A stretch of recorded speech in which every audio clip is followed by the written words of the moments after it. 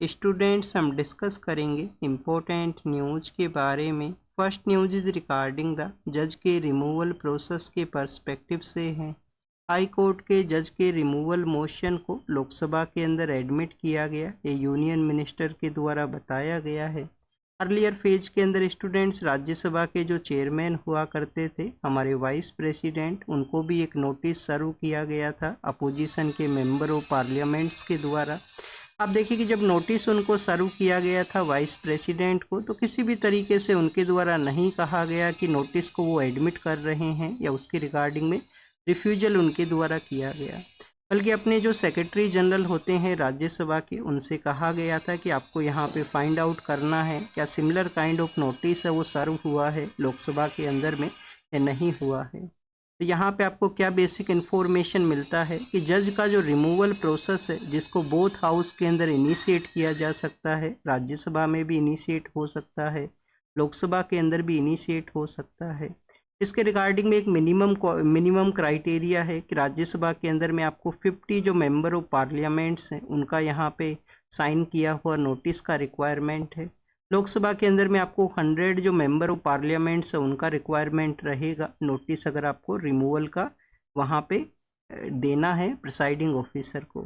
Next आप देखिए कि स्टूडेंट्स, प्रिसाइडिंग ऑफिसर के ऊपर भी डिपेंड करता है, राज्यसभा में जो चेयरमैन होते हैं, लोकसभा के अंदर में जो स्पीकर हुआ करते हैं, कि उनके द्वारा उस रिमूवल मोशन को एक्सेप्ट भी किया जा सकता है, उसके रिगार्डिंग वो रिफ्यूजल भी कैरी आउट कर सकते हैं।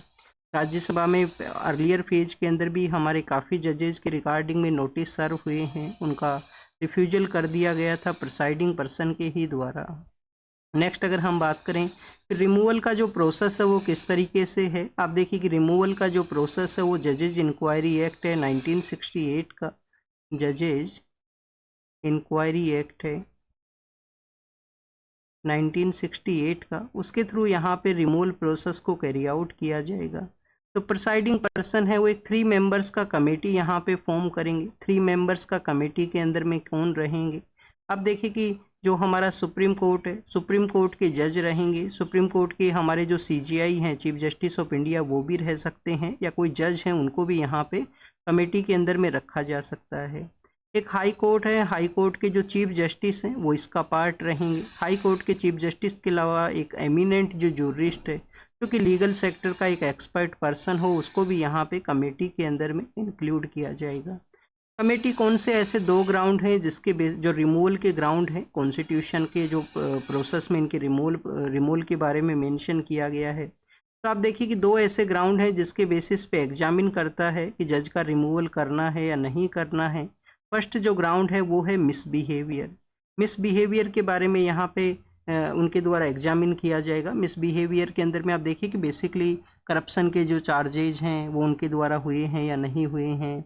और सेकंड आप देखिए कि इनकैपेसिटी यहाँ पे है, इनकैपेसिटी भी वो ग्राउंड है जिसके बेसिस पे एग्जामिन उनका होता है। कमेटी अपना रिपोर्ट सबमिट करता है, रिपोर्ट के बाद में अगर रिमूवल प्रोसेस को वो एडमिट करते हैं कि इनका रिमूवल को कैरी आउट करना है, तो फिर पार्लियामेंट के अंदर में वोटिंग होगा। पार्लियामेंट में वोटिंग आप देखिए कि ईच हाउसेस के अंदर में आपको कैरी आउट करना होगा कि पार्लियामेंट का जो टोटल मेंबरशिप है, जो हाउस का जो टोटल मेंबरशिप है, उसका स्पेशल मेजोरिटी यहाँ पे रिक्वायर्ड है। और जो प्रेजेंट पर्सन है उस समय वोटिंग के दौरान में उनका जो 2/3 वहाँ पे जो 2/3 जो मेंबर्स हैं वो उस मोशन को यहाँ पे उसके एक्सेप्ट के रिगार्डिंग में रहें। उसके बाद में यूनियन गवर्नमेंट के द्वारा आप देखिए कि प्रेसिडेंट को कहा जाता है कि आप इनका रिमूवल कैरी आउट कर सकते हैं, और अल्टीमेट जो रिमूवल है वो प्रेसिडेंट के थ्रू होगा किसी भी जज का। क्या हमारे कंट्री के अंदर में किसी हाई कोर्ट जज को आप देखिए कि रिमूव है वो किया गया है, तो किसी भी हाई कोर्ट जज को रिमूव नहीं किया गया है अभी तक हमारा इंडिपेंडेंस के बाद में। क्या सुप्रीम कोर्ट के किसी जज को रिमूव किया गया है, सुप्रीम कोर्ट के भी किसी भी जज को रिमूव है वो नहीं किया गया है अभी तक का जो हमारा जुडिशियल हिस्ट्री है आफ्टर द इंडिपेंडेंस के बाद में। नेक्स्ट अगर हम बात करें स्टूडेंट्स, फ्रांस के पर्सपेक्टिव से है, जो पैलेस्टाइन का जो एरिया है उसको एज ए स्टेटहुड के रूप से वो रिकॉग्नाइज करेंगे, एज ए उसको स्टेट का जो कैटेगरी है, कंट्री का जो कैटेगरी है उसके रूप से वो रिकॉग्नाइज करेंगे। प्रेजेंट समय में अगर हम बात करें स्टूडेंट्स, नॉन स्टेट के रूप से पैलेस्टाइन को रिकॉग्नाइज किया जाता है। यहाँ पे यूनाइटेड स्टेट नाम का जो कंट्री है वो इसको इस जो कम्प्लीटली जो प्रोसेस है उसको कंडेम करता है कि हमास का जो प्रोपोगेंडा है, हमास जो कि आप देखिए कि एक इंसर्जेंट ऑर्गेनाइजेशन है, उसको ये बूस्ट करेगा यहाँ पे, जो पैलेस्टाइन को स्टेट के रूप से रिकॉग्नाइज करना। स्टेट के रूप से रिकॉग्नाइज करने के रिगार्डिंग में क्या यहाँ पे प्रोसेस है? प्रोसेस ये है स्टूडेंट्स की यूनाइटेड नेशन जनरल असेंबली के अगर 2/3 मेंबर्स हैं, वो यहाँ पे किसी भी टेरिटरी है उसको रिकॉग्नाइज करते हैं, तो उसको स्टेटहुड है वो ग्रांट होता है। और उसके साथ में यूनाइटेड नेशन सिक्योरिटी काउंसिल के जो भी मेंबर्स हैं, जो 5 मेंबर्स हैं जिनको परमानेंट वीटो पावर है, उनमें से किसी भी मेंबर के द्वारा अपना जो वीटो है वो वहाँ पे ना लगाया जाए। बट यूएस आप देखिएगा अपना वीटो है उसको यूज करता है पैलेस्टाइन को स्टेटहुड के रिगार्डिंग में। इंडिया का स्टेटस क्या है पैलेस्टाइन के पर्सपेक्टिव से? जब पैलेस्टाइन लिबरेशन ऑर्गेनाइजेशन पीएलओ का फॉर्मेशन होता है, तो इंडिया आप देखिए कि फर्स्ट नॉन अरब कंट्री बनता है जो पीएलओ को रिकॉग्नाइज करता है 1974 के समय में। तो इंडिया पीएलओ को रिकॉग्नाइज कब करता है? 1974 के समय में। फिर स्टूडेंट्स हमने जो पैलेस्टाइन का जो स्टेटहुड है उसको भी रिकॉग्नाइज किया था, जो पैलेस्टाइन का जो स्टेटहुड है उसको रिकॉग्नाइज किया था 1988 के समय में। इसके अलावा आप देखिए कि हमने हमारा जो रिप्रेजेंटेटिव ऑफिस है उसको पहले गजा स्ट्रिप के एरिया के अंदर में ओपन किया, फिर उसको उनका जो अब कैपिटल एरिया सर्व होता है रमल्ला, वहाँ पे उसको शिफ्ट कर दिया गया। 2003 के समय से हमारा पैलेस्टाइन के रिगार्डिंग में जो रिप्रेजेंटेटिव ऑफिस है वो वहाँ पे वर्क किया करता है। मीन्स डिप्लोमेटिक आप देखिए कि इंगेजमेंट भी है उनके साथ में। 2011 का जब समय है, जब यूनेस्को का जो कैटेगरी है, यूनेस्को जो कि आप देखिए कि कल्चरल पर्सपेक्टिव से इम्पोर्टेंट है, वहाँ पे भी पैलेस्टाइन को इंक्लूड करने के रिगार्डिंग में इंडिया के द्वारा उस प्रपोजल को आप देखिए कि एंडोर्स है वो किया गया था। यूएन का जो कैंपस है वहाँ पे नॉन स्टेट एक्टर्स का जो ऐसा टेरिटरी जो नॉन स्टेट के रूप से एग्जिस्ट करते हैं, वहाँ पे भी जो पैलेस्टीनियन कम्युनिटी है उनका फ्लैग को वहाँ पे लगाया जा सके, तो ये भी इंडिया का उस प्रपोजल को आप देखिए कि एंडोर्समेंट है वो रहा है। पहले हमारे यहाँ पे इजराइल और पैलेस्टाइन को एक ही रूप से हम कंसिडर किया करते थे, फिर बाद में आप देखिए कि 2017 के समय डिप्लोमेटिक प्रोसेस के थ्रू उसको डिसंगेज किया गया। हमारे लीडर सब इजराइल के लिए विजिट करते हैं, तो कोई ज़रूरी नहीं है कि वो पैलेस्टाइन के लिए भी जाएंगे। पहले सिमिलर वे के अंदर में ट्रीट करने की वजह से दोनों टेरिटरीज को हम सिमिलर ही कंसिडर किया करते थे। नेक्स्ट अगर हम बात करें स्टूडेंट्स इंडिया और मालदीव के बारे में है, मालदीव के वहाँ पे आप देखिए कि 60 जो इंडिपेंडेंस डे है उसका सेलिब्रेशन है। हमारे पीएम है मालदीव के लिए गए हैं, तो इंडिया और मालदीव के जो हिस्टोरिकल रिलेशंस रहे हैं उनका एक रिवाइवल यहाँ पे किया जा सके। जो पिछले कुछ समय से हमारे रिलेशंस आपको आप देखिए कि लिटिल बिट बैक स्टेज के अंदर में देखने के लिए मिलते हैं, क्योंकि जो अब वहाँ पे जो प्रेसिडेंट है उनका जब इलेक्शन कैंपेन था तो उनके द्वारा इंडिया आउट कैंपेन को चलाया गया था कि इंडिया का जो भी यहाँ पे प्रेजेंस है उसको आउट किया जाएगा, इंडिया का डिफेंस फोर्सेज को यहाँ से सेंड कर दिया जाएगा। और स्टूडेंट्स आप देखिए कि उस कैंपेन के बाद में उनका विक्ट्री होता है, वो पावर के अंदर में आते हैं। बट पिछले कुछ समय से हमारे रिलेशंस फिर से रिवाइवल फेज के अंदर में आए हैं। काफ़ी सारी ऐसी मीटिंग्स हैं जहाँ पे आप देखिए कि साइडलाइन के अंदर में हमारे लीडर्स हैं वो मिले हैं। हमारे पीएम सर लास्ट ईयर जब ओथ प्रोसेस के दौरान में भी मालदीव के जो लीडर हैं उनके द्वारा विजिट है वो किया गया था। अभी रिसेंटली यहाँ पे क्या डेवलपमेंट हुआ है? डेवलपमेंट ये हुआ है कि मालदीव का जो इकोनॉमिक सिचुएशन है वो बेटर नहीं है। इकोनॉमिक सिचुएशन बेटर इस वजह से भी नहीं है कि आप देखिए कि टूरिज्म के ऊपर में काफ़ी ज़्यादा डिपेंड है मालदीव नाम का जो कंट्री है। कोविड-19 के आउटब्रेक की वजह से, कोविड-19 का जो आउटब्रेक हुआ और आप देखिए कि उसके बाद में जो ट्रैवल के रिगार्डिंग में जो रेस्ट्रिक्शंस हुए थे, तो अभी कम्प्लीटली जो रिकवर है वो नहीं कर सका है कोविड-19 के वो टूरिज्म के ऊपर इम्पैक्ट होना। फिर आप देखिए कि लास्ट ईयर जब इंडियन प्राइम मिनिस्टर के द्वारा लक्षद्वीप के अंदर में स्कूबा ड्राइविंग किया गया था, लक्षद्वीप आइलैंड्स को प्रमोट करने का कोशिश किया गया था, तो उस समय भी इंडिया और मालदीव का एक कंट्रोवर्सी क्रिएट हुआ था। वहाँ के लीडर्स के कुछ स्टेटमेंट्स थे, एंटी इंडिया स्टेटमेंट्स वहाँ पे कैरी आउट हुए थे। तो स्टूडेंट्स आप देखिए कि हमारे काफ़ी सारे टूरिस्ट वहाँ पे विजिट करते हैं। टूरिस्ट के रिगार्डिंग में जो यूपीआई जो हमारा यूनिफाइड पेमेंट इंटरफेरेंस है उसको भी वहाँ पे यूज किया जाता है। अभी एक और कंट्री है जिसने यूपीआई को यूज करने के बारे में कहा था, त्रिनिडाद एंड टोबैगो, जो अब पीएम सर 3-4 कंट्रीज के विजिट के लिए गए थे लास्ट मंथ के दौरान में। तो त्रिनिडाद एंड टोबैगो जो नाम का जो कंट्री है उनके द्वारा भी यूपीआई है उसको रिकॉग्नाइज किया गया था। और शायद यूपीएससी ने ही ये क्वेश्चन पूछा था या किसी अदर एग्जाम में ये क्वेश्चन पूछ लिया गया था कि कुछ कितने कंट्रीज हैं जो यूपीआई को एज ए ट्रांजैक्शन के रूप से यूज करते हैं, कौन कौन से अदर कंट्री हैं। तो आपसे ऐसे सवाल हैं वो हो सकते हैं। कंट्रीज के नाम हमने टेलीग्राम चैनल के ऊपर भी आपको शेयर हैं वो किए थे। नेक्स्ट अगर हम बात करें स्टूडेंट्स, रिसेंटली आप देखिए कि इकोनॉमिक सिचुएशन बेटर नहीं है, तो इंडिया लाइन ऑफ कंट्रोल नहीं, लाइन ऑफ क्रेडिट है वो इनको प्रोवाइड करता है। यहाँ पे जो इनको डेप्थ को रीपे करना है, जो अर्लियर फेज में जो क्रेडिट प्रोवाइड किया गया था उसको भी कुछ रिलैक्सेशन है वो दिए गए हैं। हैवी व्हीकल्स हैं जो इंडिया ने यहाँ पे सपोर्ट के अंदर में प्रोवाइड किए हैं। हाइड्रोलॉजिकल सर्वे के रिगार्डिंग में हम कैरी आउट कर सकेंगे, बोथ कंट्रीज उसके नेगोशिएशन फेज के अंदर में हैं। और स्टूडेंट्स यहाँ पे इंडिया और मालदीव फ्री ट्रेड एग्रीमेंट है उसका भी डिस्कशन उनके द्वारा किया जाएगा। फ्री ट्रेड एग्रीमेंट का भी डिस्कशन यहाँ पे हो सकेगा। तो ये मालदीव का है। इंडिया मालदीव का हिस्ट्री क्या रहा है, 1988 के समय जब आप देखिए कि लिट्टे नाम का ऑर्गेनाइजेशन जो श्रीलंका के अंदर डोमिनेटेड था, उनके द्वारा एक विंग है मालदीव के अंदर में, उसको सपोर्ट किया गया था। और उस विंग को सपोर्ट किया गया तो वहाँ पे पावर को ओवरथ्रोन करने का कोशिश किया गया था। हमारी सिक्योरिटी फोर्सेज ऑपरेशन कैक्टस को कैरी आउट करते हैं। श्रीलंका के अंदर में पावर का जो ओवरथ्रोन है, जो इस तरीके से इंसर्जेंट ऑर्गेनाइजेशन पावर को कैप्चर करते, उससे रोका गया वहाँ पे।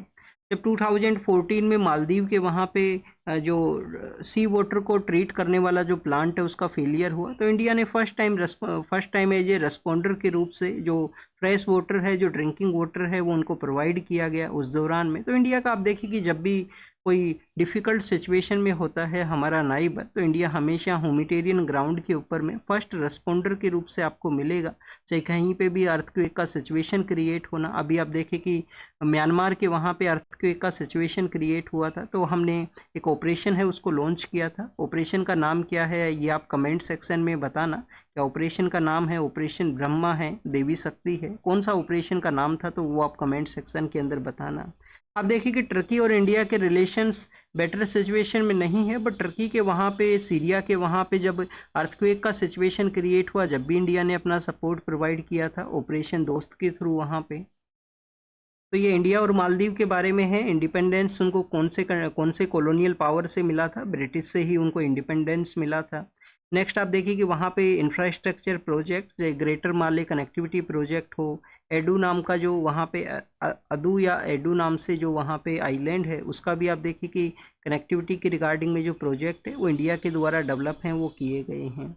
नेक्स्ट अगर हम बात करें स्टूडेंट्स, गोवा और कर्नाटका का एक कन्फ्लिक्ट है, किसके रिगार्डिंग में, ये इनके डिफरेंसेस हैं। महादई नाम का रिवर है जिसको कि गोवा का लाइफलाइन हम कंसीडर करते हैं, उसको आप देखिए कि गोवा के द्वारा एलिगेशंस ये लगाए गए हैं कि वाटर को उनके द्वारा डाइवर्ट किया गया है कर्नाटका के द्वारा। रिवर कौन कौन से 3 स्टेट्स के थ्रू फ्लो किया करती है, कर्नाटका आप देखिए कि एक स्टेट है, कर्नाटका के वहाँ पे ओरिजिनेट करती है। महाराष्ट्र के थ्रू भी रिवर का फ्लो होता है, और स्टूडेंट्स गोवा के थ्रू। इस रिवर को गोवा का लाइफलाइन कंसीडर करते हैं, और रियो डी गोवा भी इसको बोला करते हैं। जैसे हम लैटिन अमेरिका के अंदर रियो डी प्लाटा देखते हैं, वो एरिया जो इम्पोर्टेंट है शिपिंग के रिगार्डिंग और काफ़ी कुछ एरियाज के पर्सपेक्टिव से। तो आप देखिए उसी तरीके से गोवा के अंदर में महादई नाम का जो नदी है वो उसका इम्पोर्टेंस बताया गया है। गोवा के अंदर एक और नदी है, जुआरी नाम का नदी है, उसका भी इम्पोर्टेंस है उस हमारे इस स्टेट के रिगार्डिंग में। नेक्स्ट आप देखिए कि हमने अभी मालदीव के बारे में देखा, मालदीव का हमारे कंट्री के लिए और क्या इम्पोर्टेंस है। इम्पोर्टेंस ये भी है कि इंडियन ओशियन रीजन के अंदर में आप देखिए कि अगर हमें अपना एज ए डोमिनेंट पावर के रूप से रोल प्ले करना है, तो ये जो आइलैंड कंट्रीज हैं उनके साथ में एक अच्छा रिलेशन हमारा होना चाहिए। अभी हमारे पीएम सर जब मार्च के मंथ के समय में मॉरिशस के वहाँ पे विजिट के लिए गए थे, तो एक नया इनिशिएटिव उन्होंने लॉन्च किया था। पहले आप देखिए कि 10 ईयर बिफोर जब मॉरिशस के लिए गए थे तो सागर इनिशिएटिव को लॉन्च किया गया था। Sagar security and growth for all in the region, जो इंडियन ओशन रीजन में सेफ एंड सिक्योर जो सिचुएशन है उसको बताता है। अभी उसी को ही अपग्रेड करते हुए महासागर है वो हमने लॉन्च किया। महासागर क्या है, म्यूचुअल होलिस्टिक, हमें यहाँ पे जो डेवलपमेंट है वो करना है, आइलैंड कंट्रीज को सपोर्ट प्रोवाइड करना है, उनके इंडिया के साथ में बेटर रिलेशन है वो हो सके, तो महासागर इनिशिएटिव है। इंडियन ओशन रीजन आप देखिए कि ट्रेड के पर्सपेक्टिव से भी इम्पोर्टेंट है, इम्पोर्टेंट सी लाइन है, इंडिया डोमिनेटेड कंट्री है, चाइना भी अपने प्रोजेक्ट्स हैं उनको इनिशिएट करना चाहता है इंडियन ओशन रीजन के अंदर में, और इन कंट्रीज के अंदर भी उनका जो सपोर्ट है वो रहा है। जैसे श्रीलंका के अंदर हम्बंत होता है, मालदीव के अंदर भी उनका एक प्रोजेक्ट है। वैसे आप देखिए कि ये कम्प्लीटली एक डोमिनेंस का पावर है कि ये काफ़ी वास्ट एरिया है, इसके अंदर में एक डोमिनेंट प्लेयर है वो इंडिया इमर्ज हो सके, इसी वजह से इंडिया इन नाइबर कंट्रीज़ के साथ में जो रिलेशंस है उनको कैरी आउट करता है। नेक्स्ट अगर हम बात करें स्टूडेंट्स अपराजिता बिल के बारे में है। लास्ट ईयर आप देखिए कि कलकत्ता के वहाँ पे एक हीनियस क्राइम देखने के लिए मिला था मेडिकल स्टूडेंट के अगेंस्ट में। तो स्टूडेंट्स उसी दौरान में काफ़ी सारा प्रोटेस्ट हुआ था और प्रोटेस्ट के दौरान में वेस्ट बंगाल का जो गवर्नमेंट है उनके द्वारा अपराजिता बिल है वो लाया गया कि कोई भी heinous crime against the women को अगर कैरी आउट करता है तो उस दौरान में आप देखिए कि उनको हार्श जो पेनल्टीज हैं, हार्श जो पनिशमेंट है वो किया जा सके। तो उसी बिल को अभी रिटर्न किया गया है, जो वेस्ट बंगाल के जो गवर्नर हैं उनके द्वारा रिटर्न किया है वेस्ट बंगाल गवर्नमेंट को कि आप इसको फिर से कंसिडर कीजिए, इस तरीके का जो हार्श जो पेनल्टीज आपने यहाँ पे इम्पोज किया है।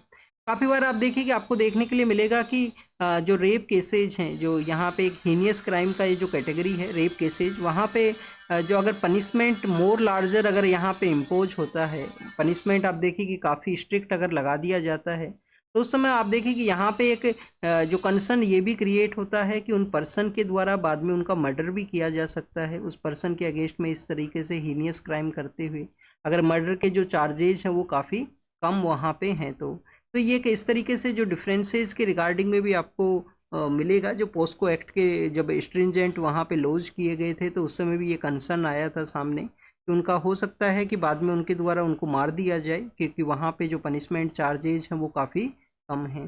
नेक्स्ट अगर हम बात करें स्टूडेंट्स महाराष्ट्र के ही पर्सपेक्टिव से है, महाराष्ट्र के वहाँ पे गवर्नमेंट के द्वारा सेंट्रल गवर्नमेंट से डिस्कशन किया गया है प्रोजेक्ट्स को असिस्टेंस प्रोवाइड करने के लिए। एशियन डेवलपमेंट बैंक है वो भी अपना असिस्टेंट देता है कुछ प्रोजेक्ट्स के पर्सपेक्टिव से। कनेक्टिविटी के प्रोजेक्ट है वहाँ पे जो हर गवर्नमेंट अपने एरिया में करता है। एशियन डेवलपमेंट बैंक के बारे में मेंशन है तो आपको पता होना चाहिए 1966 के समय इसका सेटअप हुआ था। इंडिया भी एक जो कॉन्ट्रीब्यूटिंग जो कंट्रीज हैं टॉप 10 कंट्रीज उसी का पार्ट है इंडिया इसका एशियन डेवलपमेंट बैंक के अंदर में। और हेडक्वार्टर कहाँ पे है इसका स्टूडेंट्स एशियन डेवलपमेंट बैंक का? आप देखिए कि जो फिलीपाइंस का कैपिटल है मनीला, वहाँ पे इसका हेडक्वार्टर है। एक और इम्पोर्टेंट ऑर्गेनाइजेशन वहाँ पे सेटअप है फिलीपाइंस के अंदर में, इंटरनेशनल राइस रिसर्च इंस्टीट्यूट, जहाँ पे आप देखिए कि हमारे MS स्वामीनाथन साहब जो ग्रीन रिवॉल्यूशन के इम्पोर्टेंट पर्सन रहे थे, उनके द्वारा भी उस इंटरनेशनल राइस रिसर्च इंस्टीट्यूट के अंदर में वर्क किया गया है। फिलीपाइंस के वहाँ पे रमन मैग्सेसे अवार्ड भी होता है। और आप देखिए कि डेट एग्रीकल्चर सेक्टर का भी एक इम्पोर्टेंट प्राइज है वो दिया जाता है फिलीपाइंस गवर्नमेंट के द्वारा। नेक्स्ट अगर हम बात करें स्टूडेंट्स यहाँ पे राजस्थान के पर्सपेक्टिव से एक न्यूज़ को मेंशन किया गया है कि गवर्नमेंट जो स्कूल का जो बिल्डिंग था उसके अंदर में क्या हुआ, कोलैप्स हुआ। रेनी सीजन के दौरान में ये इंसिडेंट्स जो हुआ करते हैं इंफ्रास्ट्रक्चर प्रोजेक्ट्स में, क्यों हुआ ये यहाँ पे इंसिडेंट, तो क्या रीजन हो सकते हैं स्टूडेंट? टाइमली रिव्यू है वो नहीं किया गया होगा। टाइमली जो रिव्यू करना चाहिए यहाँ पे किसी भी बिल्डिंग इंफ्रास्ट्रक्चर उसके अंदर में डैमेज है या नहीं है, ये रिव्यू नहीं किया गया होगा। जो प्रॉपर वहाँ पे टीचर्स के द्वारा या जो लोकल जो रिप्रेजेंटेटिव्स हैं उनके द्वारा लेटर्स लिखे गए होंगे एजुकेशन के जो डिपार्टमेंट्स हैं उनको, या देखिए कि जो हाईएस्ट पॉलिटिकल अथॉरिटीज़ हैं उस एरिया के, तो कंटिन्यूस उसको नेग्लेक्ट किया होगा। हो सकता है कि ये विलेज एरिया उनको प्रॉपर वोटिंग ना देता हो जो पर्सन रिप्रेजेंटेटिव हैं, ऐसे भी डिस्क्रिमिनेशंस हुआ करते हैं काफ़ी बार। तो स्टूडेंट्स उसी तरीके से यहाँ पे बताया गया है कि स्कूल के अंदर में कोलैप्स हुआ, चिल्ड्रंस का डेथ हुआ है। तो आप देखिए कि जो एजुकेशन का जो ग्राउंड है वहाँ पे एजुकेशन का जो इंस्टीट्यूशन है, सेंटर है, तो वहाँ पे इस तरीके का इंसिडेंट को सामने आना तो ये नेग्लिजेंस को शो करता है। क्या करना चाहिए? टाइमली वे के अंदर में एवरी गवर्नमेंट इंस्टीट्यूशन से उनका रिव्यू होना चाहिए, स्कूल्स का भी रिव्यू होना चाहिए। कोई भी बिल्डिंग है अगर वो वहाँ पे डैमेजिंग सिचुएशन में है तो उसको रिकवर किया जाए, उसको आप देखिए कि रिकन्स्ट्रक्ट किया जाए, या नया जो बिल्डिंग है उसके अंदर में चिल्ड्रंस है उनको शिफ्ट है वो किया जाए, सेफ्टी को इंश्योर करने की रिगार्डिंग। जैसे आप देखिए कि गुजरात के वहाँ पे ब्रिज का कोलैप्स हुआ था, लोकल पर्सनस के द्वारा कहा गया कि कंटिन्यूस वो अपने कंसर्न्स को रेज किए थे कि ब्रिज कोलैप्स सिचुएशन में है, उसमें डैमेज हो सकता है, बट उसको नेग्लेक्ट किया गया और उसमें काफ़ी सारे लोग हैं उनका डेथ है वो हो गया था। तो ऐसा ही एक सिमिलर इंसिडेंट है यहाँ पे एजुकेशन के रिगार्डिंग। एक आपको इंसिडेंट ये भी पता होना चाहिए कि एजुकेशन जो है वो कनकरेंट लिस्ट के अंदर में है। तो कनकरेंट लिस्ट के अंदर में आप देखिए कि सेंटर भी लॉ बना सकता है, स्टेट गवर्नमेंट भी वहाँ पे लॉ बना सकता है। तो काफ़ी बार ये दोनों जब डोमेन के अंदर में लॉ बनाने का पावर है, तो काफ़ी बार आप देखिए कि दोनों ही डोमेन उसको नेग्लेक्ट करते हैं। काफ़ी बार ये भी सवाल होता है कि क्या कंकरेंट लिस्ट में होना एजुकेशन का तो किसी भी तरीके से एक जो प्रॉपर अथॉरिटी है उसको पावर नहीं ग्रांट करता है। कौन से अमेंडमेंट एक्ट के थ्रू स्टेट लिस्ट से कंकरेंट लिस्ट में ऐड किया गया था? 5 जो सब्जेक्ट हैं जिसमें वेट एंड मेजरमेंट भी है, वाइल्ड लाइफ भी है, एडमिनिस्ट्रेशन ऑफ जस्टिस भी है।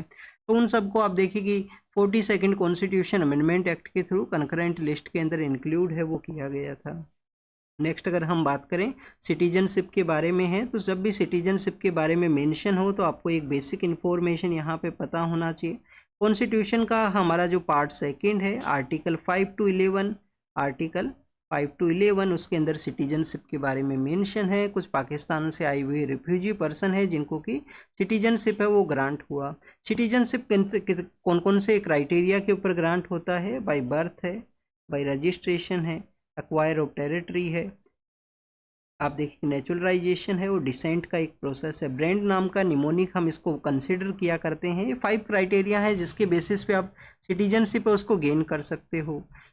लॉस करने के भी कुछ तरीके हैं, वो भी आपको पता होना चाहिए कि आरटीडी के रूप से हम उसको देखते हैं। आरटीडी क्या है कि आप देखिए कि यहाँ पे आपके द्वारा सिटीजनशिप है उसको रिनाउंस कर दिया गया हो, उसको छोड़ दिया गया हो, इसके अलावा स्टूडेंट टर्मिनेशन हुआ हो, आपको डिप्राइव कर दिया गया हो, तो ये सिटीजनशिप लॉस करने के तरीके हैं। आर्टिकल 11 के अंदर में पार्लियामेंट को हाईएस्ट अथॉरिटी बताया गया है। सिटीजनशिप के रिगार्डिंग में वो कानून है वो बना सकते हैं। ऐसे ही हमने यहाँ पे सिटीजनशिप अमेंडमेंट एक्ट हम लेके आए थे कि अफगानिस्तान के अंदर में जो माइनॉरिटी कम्युनिटीज़ हैं उनका कंटिन्यूस ऑप्रेस किया जाता है। पाकिस्तान में तो आप देखिए कि कंटिन्यूस माइनॉरिटी के जो नंबर्स हैं वो डिक्लाइन हुए हैं। और स्टूडेंट्स यहाँ पे बांग्लादेश को भी कंसिडर किया गया। वो माइनॉरिटी कम्युनिटीज़ हैं जो इन कंट्रीज़ के अंदर में हैं, उनको इंडिया सिटीजनशिप ग्रांट करेगा। सिटीजनशिप ग्रांट करने के रिगार्डिंग में नेचुरलाइजेशन के अंदर में जो 11 ईयर हुआ करता था, जो 11 ईयर इंडिया के अंदर में अगर आप रिजाइड करते हो, रहते हो, तो आपको सिटीजनशिप मिलेगा, उसको 5 ईयर कर दिया गया था। एक तो आप देखिए कि इस कैटेगरी इन 3 जो कंट्रीज़ हैं उनसे आप बिलोंग करने चाहिए। आपको यहाँ पे जो नेचुरलाइजेशन का जो टाइम पीरियड है उसको रिड्यूस किया गया। तो वैसे ही पाकिस्तान से आए हुए रिफ्यूजी पर्सन है उनको सिटीजनशिप है वो इंडिया के अंदर में मिला है। अब इसके बारे में आप देखिए कि कुछ जो पॉलिटिकल पार्टीज हैं वो ये भी कहते हैं कि आप यहाँ पे श्रीलंका से आए हुए जो तमिलियन पर्सनस हैं उनको भी आप सिटीजनशिप ग्रांट कीजिए क्योंकि वो भी कंटिन्यूस आए हुए हैं। नेक्स्ट आप देखिए कि हमारे कॉन्स्टिट्यूशन में रिलीजन एक ग्राउंड नहीं है सिटीजनशिप को गेन करने का, तो रिलीजन एक ग्राउंड नहीं है। उसके बेसिस पे भी अपोजिशन का पॉलिटिकल पार्टीज के कंसर्न है उनका अपोज है इस प्रोसेस को। नेक्स्ट आप देखिए कि चकमा और हजूंग नाम का 2 कम्युनिटी और हैं। चकमा हैं जो कि आपको हिंदूज हैं वो मिलेंगे, और बुद्धिस्ट जो चकमा हजोंग नाम के हजोंग जो हैं वो हिंदूज हैं और चकमाज जो हैं वो बुद्धिस्ट हैं। ये बांग्लादेश से इंडिया के लिए माइग्रेट किए थे। इनको सुप्रीम कोर्ट के द्वारा सिटीजनशिप वो ग्रांट हुआ था।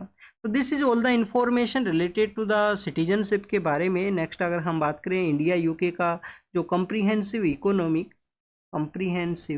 इकोनॉमिक ट्रेड एग्रीमेंट जो साइन हुआ है उसके बारे में है कि गिव एंड टेक का ये प्रोसेस है कि इंडिया भी यहाँ पे रिलैक्स प्रोवाइड करता है, वो भी रिलैक्स प्रोवाइड करेंगे।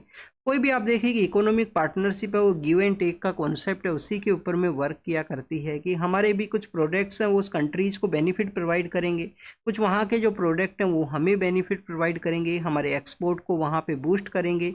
एग्रीकल्चर सेक्टर के अंदर में तो हमारे यहाँ पे एक्सपेक्ट ये भी किया गया है कि 20% के आसपास जो बूस्ट है वो हो सकेगा और यूके के वहाँ पे हमारा सप्लाई है वो हो सकेगा।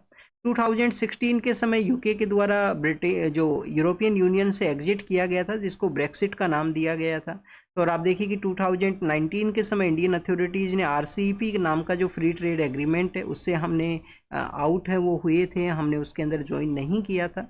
तो उसके बाद में बोथ कंट्रीज़ के लिए उनके लिए ब्रेक्सिट के बाद में कि जो ब्रेक्सिट है उसके बाद में और RCEP के बाद में इंडिया के द्वारा एक लार्जर लेवल के ऊपर में इस तरीके से एग्रीमेंट है वो साइन हुआ है, फ्री ट्रेड एग्रीमेंट। तो हमारा जो एग्रीकल्चर सेक्टर को बूस्ट करेगा, MSME सेक्टर को ये बूस्ट करेगा। और हमने आप देखिए कि जो एम्प्लॉई एंड एम्प्लॉयर्स का जो डबल एरियाज़ के अंदर में जो पे किया जाता है उनका जो कंट्रीब्यूशन है उसके रिगार्डिंग में भी रिलैक्सेशन है वो ये यहाँ पे प्रोवाइड करेगा। मणिपुर के अंदर में गवर्नमेंट का प्रपोजल है कि जो प्रेसिडेंट रूल है उसको एक्सटेंड किया जाए वहाँ पे, क्योंकि वहाँ का सिचुएशन इस तरीके से नहीं है कि इलेक्शन कंडक्ट हो सके, वहाँ पे नॉर्मलसी है उसको इस्टेब्लिश किया जा सके। आप देखिए कि पहले प्रेसिडेंट रूल को यूज़ किया करते थे गवर्नमेंट्स को रिमूव करने के रिगार्डिंग में। अभी अब एसआर बोमई केस आता है सुप्रीम कोर्ट का। समय के साथ में हमारे यहाँ पे रीजनल पार्टीज हैं वो भी ग्रो करती हैं। तो ये हमारे फेडरल स्ट्रक्चर का एक एग्जाम्पल है कि जो फेडरलिज्म हमारी कंट्री में, वैसे आप देखिए कि कॉन्स्टिट्यूशनली फेडरलिज्म वर्ड नहीं मेंशन है, यूनियन वर्ड हमने मेंशन किया है, क्योंकि हमारे यहाँ पे कमिंग टुगेदर फेडरलिज्म नहीं है। हमारे यहाँ पे विद होल्डिंग कैटेगरी का है कि एक टेरिटरी है, टेरिटरी के अंदर में अलग अलग जो एरियाज हैं उनको डिवाइड किया गया है स्टेट के रूप से, यूनियन टेरिटरी के रूप से। और सेंटर स्टेट का जो पावर है, जिसमें सेंटर मोर पावरफुल है, स्टेट का आप देखिए कि जो इक्विवेलेंट पावर है वो यहाँ पे नहीं है। तो स्टूडेंट्स, ये बेसिकली हमारे सेंटर स्टेट रिलेशन फेडरलिज्म के बारे में है। यूनियन गवर्नमेंट पावरफुल है, तो यूनियन गवर्नमेंट के द्वारा 70s के समय में, फिर इमरजेंसी के बाद में, और आप देखिए कि 90s से पहले काफ़ी सारी ऐसी गवर्नमेंट है जिनको डिसमिस किया गया था वहाँ पे मिस रूल की वजह से, अलग अलग रीजन्स की वजह से। सुप्रीम कोर्ट का ये जो जजमेंट है काफ़ी इंपॉर्टेंट रोल प्ले किया गवर्नमेंट्स के डिसमिसल है उसको रोकने की रिगार्डिंग में। यूनियन गवर्नमेंट का जो डिसमिसल हुआ करता था, एसआर बोमई केस है। एसआर बोमई के अलावा हमारे यहाँ पे रीजनल पार्टीज हैं वो भी इमर्ज होती हैं, रीजनल पार्टीज भी इमर्ज होती हैं उस समय में, 90s के समय में। तो ये मणिपुर के पर्सपेक्टिव से प्रेसिडेंट रूल के एक्सटेंशन के बारे में है। नेक्स्ट अगर हम बात करें union public service commission, union public service commission के आर्टिकल्स आप बताइए। यहाँ पे आर्टिकल 315 से लेकर 323 तक यूनियन पब्लिक सर्विस कमीशन के बारे में है। फेयर रिक्रूटमेंट इनके द्वारा हो सके, मेरिट का कंसिडरेशन इनके द्वारा किया जा सके। और आप देखिए कि ट्रांसपेरेंसी अगर रिक्रूटमेंट के अंदर में है तो एक नॉर्मल पर्सन है उसका ट्रस्ट बिल्ट होता है इंस्टीट्यूशन के रिगार्डिंग में। तो अभी यहाँ पे कोई पर्सन है वो चीटिंग के केस में पाया जाता है तो 3 ईयर का उसके ऊपर अगर यहाँ पे जो पनिशमेंट है वो रहेगा। 3 ईयर तक वो एग्जाम्स के अंदर में अपीयर है वो नहीं हो सकता। यूपीएससी के द्वारा डिसाइड है वो किया गया है। यूपीएससी के अलावा आप देखिए कि नेक्स्ट न्यूज़ है वो डिलिमिटेशन के बारे में है कि जैसा जम्मू एंड कश्मीर के अंदर में हुआ डिलिमिटेशन, उसके रिगार्डिंग एक पिटीशन फाइल हुआ है आंध्र प्रदेश एंड तेलंगाना के रिगार्डिंग। तो सुप्रीम कोर्ट का ये ऑब्जर्वेशन है यहाँ पे डिलिमिटेशन के रिगार्डिंग में। डिलिमिटेशन आप देखिए कि स्टेट्स के अंदर में आर्टिकल 370 है जो बताता है लेटेस्ट सेंसस सर्वे के अकॉर्डिंग में सीट्स हैं उनका रीएडजस्टमेंट करना है, जिससे समय समय पे रिप्रेजेंटेशन हो सके, अलग अलग एरिया के जो रिप्रेजेंटेटिव्स हैं वो आ सकें। और आप देखिए उसका आप देखिए कि अलग अलग एरियाज़ में सीट्स हैं वो भी रिजर्व हो सके, जिससे वहाँ के लोगों को मोर जो बेनिफिट है वो मिल सके। ऑपरेशन सिंदूर कंटिन्यूस है, हमारे chief of defence staff Anil Chauhan sir उनके द्वारा कहा गया। चीफ ऑफ डिफेंस स्टाफ आप देखिए कि आज जो कारगिल वॉर है उसका भी कुछ टाइम पीरियड कंप्लीट हुआ है। तो 99 के समय जब कारगिल वॉर होता है तो कारगिल वॉर के बाद में कारगिल रिव्यू कमेटी बनती है। कारगिल रिव्यू कमेटी के सुब्रमण्यम का लीडरशिप के अंदर में, तो के सुब्रमण्यम साहब के द्वारा कहा गया था कि एक सिंगल पॉइंट एडवाइजर होना चाहिए गवर्नमेंट को जो एडवाइस कर सके वॉर सिचुएशन के अंदर में। तो सिंगल पॉइंट एडवाइजर के रूप से वहाँ पे बताया गया कि सीडीएस का पोस्ट है वो हमें एज ए यहाँ पे क्रिएट करना है। सीडीएस पोस्ट क्रिएट किया गया, हमारे बिपिन रावत साहब फर्स्ट सीडीएस होते थे। फिर उनका आप देखिए कि हेलीकॉप्टर क्रैश होता है, उसके बाद में हमारे सेकंड सीडीएस हैं जिनको कि यहाँ पे सिंगल पॉइंट एडवाइजर बनाया गया है। काफ़ी इंपॉर्टेंट वर्क है, गवर्नमेंट को एडवाइस करते हैं इंपॉर्टेंट सिक्योरिटी जो डेवलपमेंट्स हैं उनके रिगार्डिंग में। नेक्स्ट आप देखिए कि फिलीपाइंस के पर्सपेक्टिव से है, कोर्ट के द्वारा वाइस प्रेसिडेंट का जो रिमूवल प्रोसेस है वहाँ पे उसको रोका गया है, कोर्ट के द्वारा ब्लॉक किया गया है। ये जो इम्पीचमेंट प्रोसेस है ये यहाँ पे जो कॉन्स्टिट्यूशनल लाइन्स है उसके रिगार्डिंग में नहीं है, तो ये सुप्रीम कोर्ट का डिसीजन है फिलीपाइंस के पर्सपेक्टिव से। ईरान के लीडर्स के द्वारा यूरोपियन लीडर्स से मीटिंग हुआ है तो उसके पर्सपेक्टिव से यहाँ पे मेंशन सैंक्शन के रिगार्डिंग में। नाइजीरिया जो कि वेस्टर्न पार्ट ऑफ अफ्रीका के वहाँ पे है, जहाँ पे हमारे पीएम सर भी गए थे फरवरी के मंथ के समय नाइजीरिया के वहाँ पे। तो नाइजीरिया के रिगार्डिंग में बताया गया है कि वहाँ पे कंटिन्यूस आप देखिए कि बैंडिट जो पर्सनस हैं उनके द्वारा आर्म्ड के रिगार्डिंग में वायलेंस है वो हुआ है।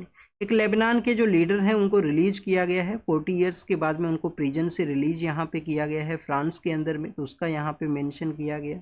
फ्रांस आप देखिए कि रिकॉग्नाइज करेगा पैलेस्टाइन को एज ए स्टेट के रूप से, तो उसके बारे में मेंशन है। बट अभी यूएनएससी के जो मेंबर्स हैं जिसमें आप देखिए कि यूएस इनका जो यूएनएससी के मेंबर्स के अंदर में यूएस इनके रिगार्डिंग में वीटो पावर को यूज करता है, तो उसके पर्सपेक्टिव से इनका स्टेटहुड है वो अभी रिकॉग्नाइज नहीं हुआ है ऑफिशियली। यूरोपियन आप देखिए कि नेशंस हैं, उनके द्वारा गजा के पर्सपेक्टिव से कहा गया कि वहाँ पे ह्यूमैनिटेरियन वायलेंस नहीं होना चाहिए, उसके रिगार्डिंग में मेंशन किया गया। तो this is all the information related to the today's newspaper. आप इसको रीड कीजिए, रिवाइज कीजिए, जो भी इंफॉर्मेशन आपको मिला है उसको नोट डाउन कीजिए। Thank you students, thank you very much.